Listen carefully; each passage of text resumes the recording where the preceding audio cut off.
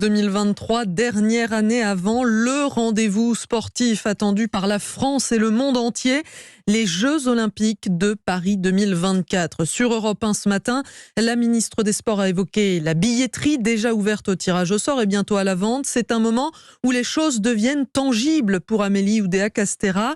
À 1 an et demi de la cérémonie d'ouverture, les structures pour accueillir les athlètes et les compétitions devraient être prêtes à temps. Mais côté transport, c'est plus incertain. Bonjour Geoffrey Branger. Bonjour. Alors on en est où pour l'instant ?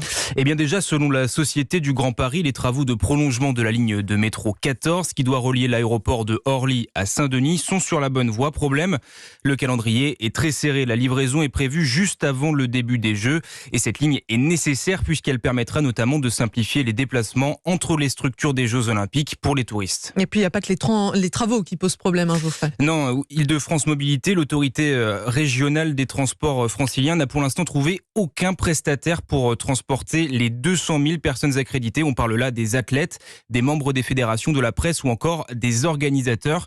Il s'agit tout de même de créer un réseau de transport éphémère à peu près aussi important que celui d'une ville comme Lyon. Pour la ministre des Sports, Amélie Oudéa-Castéra, il n'y a pour autant aucune raison de s'inquiéter. Nous trouverons les bons transporteurs pour l'ensemble des accrédités.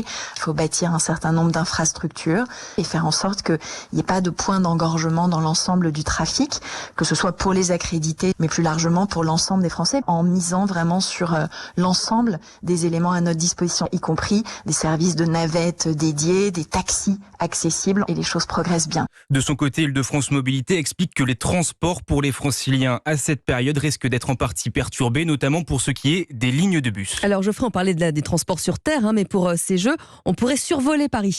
Oui, ce sera sans doute l'une des attractions de ces Jeux Olympiques, les taxis volants. Il devrait y en avoir une dizaine qui effectueront 2 ou 3 vols par heure avec une capacité de transport de 4 personnes. 2 lignes aériennes sont prévues, l'une entre Paris et Versailles, l'autre reliera les aéroports Charles de Gaulle et Le Bourget à une barge sur la Seine au niveau du quai d'Austerlitz. Geoffrey Branger, déjà en mode Jeux Olympiques.